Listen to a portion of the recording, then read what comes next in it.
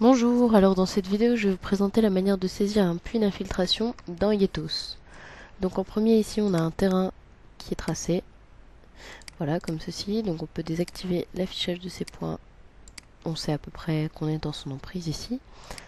Maintenant on va commencer par créer une zone d'apport ponctuelle, donc pour éviter d'avoir à dessiner la zone d'apport, on place un point comme ceci et on indique un nom,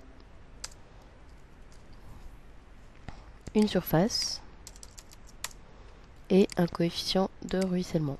Donc c'est la même méthode que pour saisir un bassin versant classique, sauf que là on se passe du dessin des limites.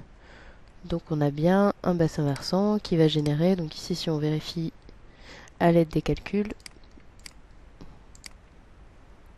voilà, dans zone d'apport ponctuelle, il va générer 41 mètres cubes d'eau à recevoir. Donc maintenant, ce que l'on va faire, c'est créer notre puits d'infiltration. Pour cela, on commence par accéder à l'outil Créer cercle, comme ceci. On peut lui saisir un Z qui va correspondre à l'altitude du terrain. Et ensuite, on va saisir un rayon, donc ici 0,5 mètres. Donc on a un puits de 1 mètre de diamètre. Maintenant, on va l'identifier en tant que plateforme de terrassement. Donc ici, dans le nœud terrassement, on va créer un projet et sélectionner la nature puits d'infiltration. Donc cette nature va permettre de préparer en fait le talus ainsi que les épaisseurs de matériaux qui vont être à l'intérieur. Donc on peut faire garde Z de l'entité puisqu'ici on avait bien mis une altitude au puits, on clique la ligne et donc on a un calcul automatique du déblai ici.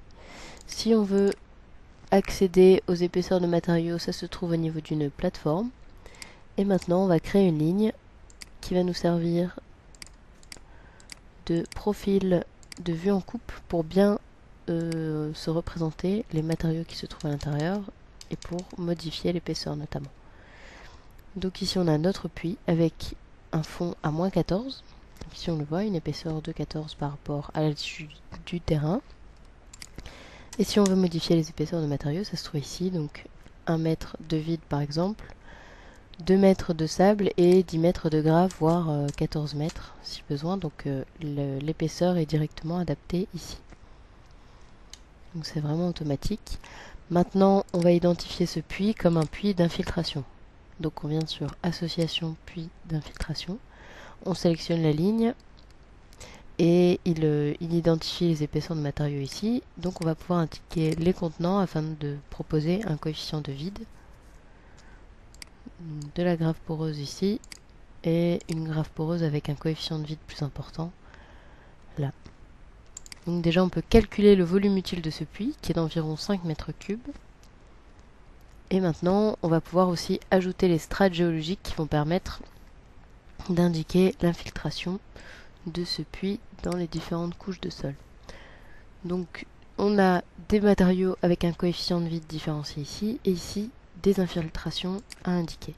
Notamment on peut proposer une épaisseur de 5 mètres qui va infiltrer à 0,00, enfin à 10-6, et une deuxième épaisseur donc qui va faire disons 20 mètres. Ensuite qui celle-ci va infiltrer beaucoup plus. Donc on a proposé les couches de sol. Maintenant on peut saisir une zone imperméable, notamment donc, par exemple sur 1 mètre si on souhaite que le puits n'infiltre pas puisque la zone est polluée, etc. Donc ici on saisit cette zone imperméable. Maintenant on va pouvoir relier le bassin versant au puits d'infiltration et ensuite faire les calculs hydrauliques. Donc on sélectionne le point puis la ligne et donc on a bien un fil d'eau qui est créé entre les deux éléments. Il reste à calculer. On a un avertissement, ce n'est pas gênant. On peut générer un rapport de simulation. Et donc ici, on a notre surface d'apport, le puits avec la hauteur d'eau utile ici qui est calculée. et l'évolution de l'infiltration en rapport avec la hauteur d'eau. Donc ici, entre 10-4 et 10-6, on a une évolution qui est très importante. Donc on ne voit pas vraiment très nettement la différence due au chemisage.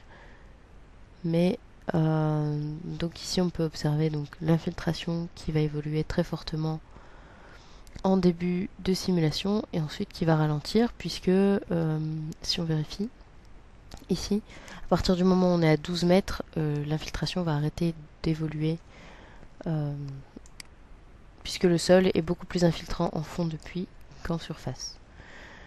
Maintenant, puisqu'on a un volume débordé de 26 mètres cubes, soit on va pouvoir approfondir le puits ou réagir sur les différentes épaisseurs de matériaux, de sol, pardon.